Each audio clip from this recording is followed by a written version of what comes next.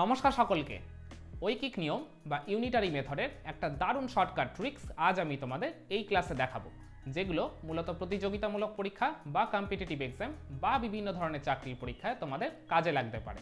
তাহলে চলো আর কথা না বাড়িয়ে সরাসরি বোর্ডেই দেখা যাক। দেখো, প্রথমেই দিয়েছে 17টি বইয়ের মূল্য 238 টাকা হলে এরূপ 32টি বইয়ের মূল্য কত। তাহলে এখানে দেখো 17টা বইয়ের দাম দিয়ে দিয়েছে আর 32টা বইয়ের দাম উত্তর হিসেবে জানতে চাইছে। তাহলে ফার্স্টেই আমরা ঐকিক নিয়মের অঙ্ক সলভ করার জন্য যে জিনিসটা দেখি যে এই অঙ্কটায় কোন কোন দুটো রাশির মধ্যে তুলনা দিয়েছে। তাহলে দেখো 17টি বইয়ের মূল্য 238 টাকা, তার মানে এটা হচ্ছে বইয়ের সংখ্যা আর একটা হচ্ছে বইয়ের দাম। তাহলে বইয়ের সংখ্যা আর বইয়ের দাম, তাহলে ফার্স্টে আমরা চেক করে নেব যে এরা কোন সম্পর্কে রয়েছে, সরল সম্পর্ক নাকি ব্যস্ত সম্পর্ক। আমরা এলাবোরেটলি যদি অঙ্কটা সলভ করতাম, এই অঙ্কটা ঐকিক নিয়মের মাধ্যমে, তাহলে আমরা এই জিনিসটা তো আগে চেক করতাম। তো শর্টকাট ট্রিক্সের মাধ্যমে সলভ করার সময়ও কিন্তু এই রাশি দুটো কোন সম্পর্কে রয়েছে সেটা আমাদের ফার্স্টে চেক করে নিতে হবে। আচ্ছা, তাহলে বইয়ের সংখ্যা বইয়ের দাম এরা অবশ্যই সরল সম্পর্কে রয়েছে, কারণ বইয়ের সংখ্যা কমলে বইয়ের দাম কমবে, আবার বইয়ের সংখ্যা বাড়লেও বইয়ের দামও বাড়বে, তার মানে এরা সরল সম্পর্কে রয়েছে। তাহলে আচ্ছা, আমরা যদি এই অঙ্কটা নর্মালি যদি সলভ করতাম এলাবোরেটলি, তাহলে আমরা কি করতাম বলো তো। ফার্স্টে এখানে দেখো বইয়ের মূল্য চেয়েছে, তার মানে বইয়ের মূল্যটাকে আমরা ডান পাশে রেখে অঙ্কটা সলভ করতাম। তাহলে ফার্স্টে আমরা লিখতাম 17টি বইয়ের মূল্য 238 টাকা, তারপর কি করতাম এখান থেকে একটা বইয়ের দাম বের করতাম। তাহলে একটা বইয়ের দাম কত হতো, এই 238/17 হয়ে যেত, কমে যেত নিশ্চয়ই। আর তারপর 32টা বইয়ের মূল্য কি করতাম, ওই একটা বইয়ের যা মূল্য ওটাকে 32 দিয়ে আর কি গুণ বা মাল্টিপ্লাই করে দিলেই হয়ে যেত। তাহলে আমরা এখানেও এই শর্টকাট ট্রিক্সের মাধ্যমে যখন সলভ করব, ওই কনসেপ্টটাকে কাজে লাগিয়েই আমরা কিন্তু অঙ্কটাকে সলভ করব। তাহলে ফার্স্টে আমরা কি করব বলো তো। এখানে তো আমরা যেমন আর কি লিখি 17টি বইয়ের মূল্য 238 টাকা, এখানে তো আমরা কিছু লিখবো না, জাস্ট আমরা একটা রাফ ক্যালকুলেশন করব। তাহলে একটা বইয়ের মূল্য কত হবে, এই 238/17। তাহলে এইটা আমরা ফার্স্টে লিখব। তারপর আমাদের তো আনসারে দিয়েছে 32টা বইয়ের মূল্য, তারপর কি করতে হয়, একটা বইয়ের যা মূল্য এটার সাথে 32টা গুণ করে দিলেই পেয়ে যাবো 32টা বইয়ের দাম কত। এটাকে এবার নর্মালি কাটাকুটি করে দিলেই কাজ হয়ে যাবে। 17 আর 238 কাটাকুটি যাবে, তাহলে দেখি কত হয়। এটা হবে 17 একে 17, 6 8, হ্যাঁ এটা হবে 4 17 68। তাহলে 14 আর 32 এটা আমাদের গুণ করতে হবে, তাহলে দেখি কত হয়। 4 দুগুণে হবে 8, তারপর এখানে হবে 3 4 12 আর 2 14, 4 হাতে 1, 3 একে 3 আর 1 4, তার মানে এই 32টা বইয়ের মূল্য হচ্ছে এই 448 টাকা। তাহলে দেখলো তো, মাত্র কয়েক সেকেন্ডের মধ্যেই আমরা অঙ্কটা সলভ করে ফেললাম। তাহলে দেখি এবার নেক্সট অঙ্কটা কি বলছে।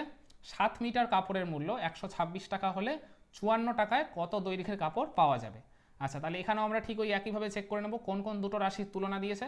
দেখো, এটা 7 মিটার কাপড় মানে কাপড়ের দৈর্ঘ্য, আর এটা কাপড়ের মূল্য। তাহলে কাপড়ের দৈর্ঘ্য আর কাপড়ের মূল্য এটা কোন সম্পর্কে রয়েছে।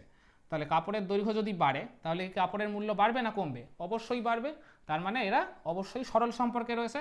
তাহলে এইটা আমরা ফার্স্টে চেক করে নেব, এরপর আমরা ওই শর্টকাট ট্রিক্সের মাধ্যমে অঙ্কটা সলভ করব।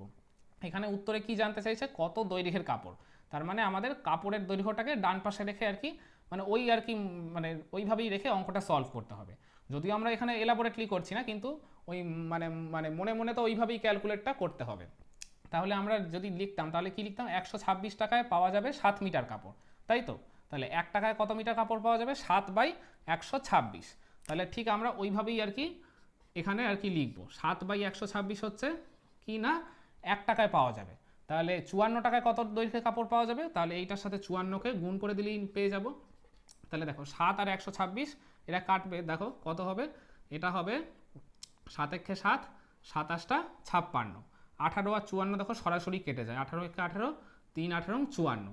তার মানে আমরা কিন্তু আনসার পেয়ে গেলাম যে 54 টাকায় কত দৈর্ঘ্যের কাপড় পাওয়া যাবে, 3 মিটার দৈর্ঘ্যের কাপড় পাওয়া যাবে। তাহলে দেখলে তো কত সহজেই আমরা অঙ্কটা সলভ করে ফেললাম। তাহলে দেখি নেক্সট অঙ্কটা কি বলছে।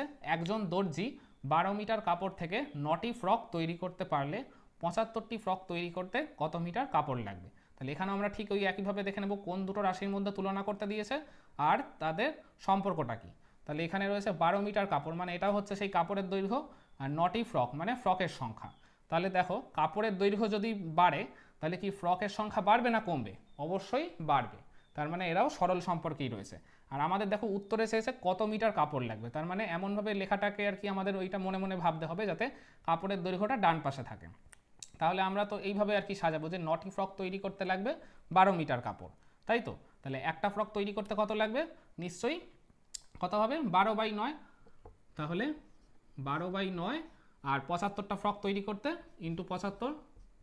তাহলে এবার এটাকে কাটাকুটি করে দেবো, দেখো এটা 3 দিয়ে কাটবে, 3 4 12, এটা হবে 3 3 9, 3 আর এটা কাটবে, এটা হবে 3 2 6, তারপর 3 5 15, 25 আর 4 গুণ করে দিলে কত হবে, হয়ে যাবে 100। তার মানে এই 75টি ফ্রক তৈরি করতে 100 মিটার কাপড় লাগবে। তাহলে চলো আমরা ঐকিক নিয়মের এই টাইপেরই আরও কয়েকটা অঙ্ক এই শর্টকাট ট্রিক্সের মাধ্যমেই সলভ করার চেষ্টা করি না হয়। আচ্ছা, এবার দেখো নেক্সট অঙ্কটা কি বলেছে, 12 জন লোক একটি কাজ 30 দিনে করতে পারে, 20 দিনে কাজটি করতে হলে কত লোকের প্রয়োজন হবে। তাহলে এখানে আমরা ঠিক ওই একইভাবে দেখে নেব এখানে কোন কোন দুটো রাশির মধ্যে তুলনা দিয়েছে। এখানে বলেছে 12 জন লোক মানে লোক সংখ্যা, আর একটা হচ্ছে 30 দিন মানে সময়, তার মানে লোক সংখ্যা আর সময়। এরা কি সম্পর্কে রয়েছে বলো তো, লোক সংখ্যার সময় সবসময় ব্যস্ত সম্পর্কে থাকে। এখানে আমাদের আলাদা করে আর কিছু চেক করার প্রয়োজন নেই, লোক সংখ্যার সময় মানেই হচ্ছে ব্যস্ত সম্পর্ক। তাহলে বলছে 20 দিনে কাজটি করতে হলে কত লোকের প্রয়োজন হবে, তার মানে লোক সংখ্যাটা ডান পাশে রেখে আমাদের অঙ্কটা সলভ করতে হবে সেইভাবে। তাহলে 30 দিনে করতে মানে কাজটি করতে পারে 12 জন লোক, তাহলে একদিনের হিসাব বের করতে হবে। তাহলে একদিনে কতজন লোক ওই কাজটা করতে পারবে, কি হবে এটা অবশ্যই বাড়বে নিশ্চয়ই, যেহেতু এটা ব্যস্ত সম্পর্কে রয়েছে। তাহলে একদিনে কত লোকের প্রয়োজন হবে যদি কাজটা সম্পন্ন করতে হয়, 30 × 12 নিশ্চয়ই।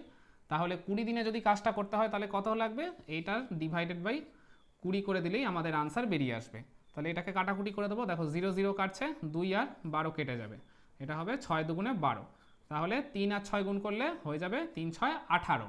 তার মানে এই 20 দিনে যদি কাজটা সম্পন্ন করতে হয় তাহলে এই 18 জন লোকের প্রয়োজন হবে।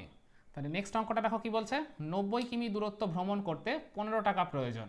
তাহলে বলছে 90 টাকায় কত দূরত্ব ভ্রমণ করা যাবে। তাহলে এখানে আমরা ঠিক ওই একইভাবে দেখে নেব কী কী রাশির মধ্যে তুলনা রয়েছে। 90 কিমি দূরত্ব, তার মানে এটা হচ্ছে আর কি দূরত্ব, আর বলছে ভ্রমণ করতে 15 টাকা প্রয়োজন, তার মানে এটা টাকার পরিমাণ। তাহলে দূরত্ব আর টাকা এরা কি সম্পর্কে রয়েছে বলো তো, দূরত্ব বাড়লে কি টাকা বাড়বে নাকি কমবে, অবশ্যই দূরত্ব যদি বাড়ে টাকার পরিমাণও বাড়বে, আর দূরত্ব কমলে টাকার পরিমাণও কমবে। তাহলে এটা কি সম্পর্কে রয়েছে, এরা অবশ্যই সরল সম্পর্কে রয়েছে। তাহলে বলছে 90 টাকায় কত দূরত্ব ভ্রমণ করা যাবে, মানে দূরত্বটাকে ডান পাশে রেখে আমাদের সলভ করতে হবে, সেইভাবেই চিন্তা ভাবনা করতে হবে। তাহলে 15 টাকা খরচ হয় 90 কিমি দূরত্ব ভ্রমণ করতে, তাহলে 1 টাকা খরচ হয় কত টাকা, মানে কত দূরত্ব ভ্রমণ করতে হবে, তাহলে কি হবে 90/15 হবে নিশ্চয়ই, তাই তো। আর তাহলে 90 টাকায় কত দূরত্ব ভ্রমণ করা যাবে, এটা ইন্টু 90 করে দিলেই আমাদের আনসার চলে আসবে। তাহলে এটা কাটাকুটি করলে কত হবে বলো তো, এটা দেখো 15 আর 90 কেটে যায়, 6 15 হয় 90, তাহলে 90 আর 6 গুণ করে দিলে কত হবে 6 9 54 আর 0, তার মানে 90 টাকায় 540 কিমি দূরত্ব ভ্রমণ করা যাবে। আচ্ছা, তাহলে আজকে লাস্ট অঙ্কটা কি বলছে দেখো, কোনো দুর্গে 500 জন সৈন্যের 50 দিনের খাবার মজুদ ছিল, 30 দিন পর কতজন সৈন্য চলে গেলে অবশিষ্ট খাদ্যে বাকি সৈন্যদের আরও 25 দিন চলবে। তাহলে এখানে আমরা ঠিক ওই একইভাবে দেখে নেব যে কোন কোন দুটো রাশির মধ্যে তুলনা দিয়েছে। 500 জন সৈন্য 50 দিনের খাবার মজুদ ছিল, তার মানে এটা লোক সংখ্যা, এটা হচ্ছে সময়, সেই লোক সংখ্যা সময়, তার মানে অবশ্যই আমরা চোখ বন্ধ করেই বলে দেবো এরা ব্যস্ত সম্পর্কেই রয়েছে।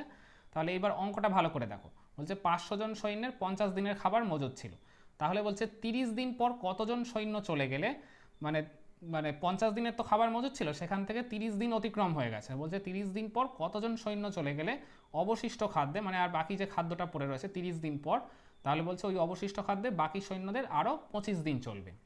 আচ্ছা, 500 জন সৈন্যের 50 দিনের খাবার মজুদ ছিল, 30 দিন পর আর কি এখানে হিসাবটা দিয়েছে, বলছে কতজন সৈন্য চলে গেলে, তার মানে 30 দিনের খাবার তো এরা খেয়ে ফেলেছে 500 জন অলরেডি, তাহলে এইটা আর নিশ্চয়ই ফেরত আসবে না। তাহলে মজুদ ছিল প্রথমে 50 দিনের খাবার, 30 দিন খেয়ে ফেলেছে, তাহলে এখন কত দিনের খাবার মজুদ আছে, এখন তার মানে 50 - 30 কত, 50 - 30 মানে 20 দিনের খাবার মজুদ রয়েছে এখন, তাই তো। তাহলে এই 500 জন লোকের অবশিষ্ট খাদ্যে এখন তাহলে 20 দিন চলবে, তাহলে আমাদের এইভাবে আর কি চিন্তা ভাবনা করতে হবে। তাহলে বলছে কতজন সৈন্য চলে গেলে ওই অবশিষ্ট খাদ্যে বাকি সৈন্যদের আরও 25 দিন চলবে, মানে 500 জন যদি থাকতো তাহলে তো বাকি খাদ্যে 20 দিন চলতো, কিন্তু বলছে যেহেতু কিছু সৈন্য চলে গেছে সেই জন্য ওই বাকি খাদ্যে ফলে 25 দিন চলবে, একটু বেশি চলবে নিশ্চয়ই, কারণ লোক সংখ্যা যেহেতু কমে গেছে। তাহলে আমাদের এখানে যেহেতু চেয়েছে কতজন সৈন্য, তাহলে সৈন্য সংখ্যাটা ডান পাশে রেখে সেইভাবে আমাদের ভাবনা চিন্তা করতে হবে। তাহলে আমাদের তো আর 20 দিনের খাবার মজুত রয়েছে, তার মানে 20 দিনের আর কি বাকি খাদ্যে চলে কতজন সৈন্যের, 500 জন সৈন্যের, তাহলে একদিনে কতজন মানে সৈন্যের চলবে, তাহলে কত হয়ে যাবে, এটা নিশ্চয়ই মাল্টিপ্লাই হয়ে যাবে 20 ইন্টু 500, যেহেতু এরা সরল সম্পর্কে রয়েছে। আর আমাদের তো 25 দিনের চালাতে হবে, তার মানে এইটা ডিভাইডেড বাই 25 করে দিলেই আনসার হয়ে যাবে। তাহলে দেখি এটা কাটবে, তোমার দেখো 5 দিই, 5 4 20, এটা হবে 5 5 25, 5 আর 500 কেটে যাবে, এটা হয়ে যাবে 100, তার মানে কত হলো 400, তার মানে 400 জন। মানে কিন্তু এখানে দেখো বলেছে 30 দিন পর কতজন সৈন্য চলে গেলে অবশিষ্ট খাদ্যে বাকি সৈন্যদের আরও 25 দিন চলবে। এই 400 জনটা কিন্তু উত্তর হয়নি, এই 400 জনটা হচ্ছে এখন আর কি মানে ইয়েতে মানে ওই ক্যাম্পে হোক বা দুর্গে হোক অবশিষ্ট রয়েছে। বলেছে আমাদের কতজন সৈন্য চলে গেলে, প্রথমে তো 500 জন ছিল, এখন তাহলে ওই কিছু সৈন্য চলে যাওয়ার পর কতজন রয়েছে, 400 জন। তাহলে 500 থেকে 400 আমাদের মাইনাস করতে হবে, তাহলে মাইনাস করে দিলে কত হবে, হয়ে যাবে 100 জন। তার মানে এই 100 জন সৈন্যই দুর্গ ছেড়ে চলে গেছিলো, সেই জন্যই বাকি সৈন্যদের ওই খাবারটা 25 দিন চলেছিল। তাহলে আশা করি ব্যাপারটা তোমরা পুরোপুরি বুঝতে পারলে। তাহলে আমি মনে করি বরাবরের মতো আজকের ঐকিক নিয়মের এই শর্টকাট ট্রিক্সটাও তোমাদের সবার কাছেই অনেক অনেক ভালো লেগেছে। বাড়িতে তোমরা এগুলো ঠিকমতো প্র্যাকটিস করতে থাকো, তাহলে দেখবে তোমরা এগুলো খুবই সহজে আর অনায়াসেই আয়ত্ত করে ফেলেছো। তাহলে এতক্ষণ তোমরা যারা আমার এই ক্লাসটা ধৈর্য ধরে আর মনোযোগ সহকারে ফলো করলে, তারা ঐকিক নিয়মের এই দুটো অঙ্ক ঠিক আমার দেখানো এই ট্রিক্সগুলোর মাধ্যমেই সলভ করে প্রতিবারের মতো কমেন্টে আমাকে আনসারটা জানিয়ে দাও। তাহলে আজকের ভিডিওটা আমরা এখানেই শেষ করছি, দেখা হচ্ছে আবার পরবর্তী কোনো ক্লাসে। সবাই ভালো এবং সুস্থ থাকবেন, ধন্যবাদ।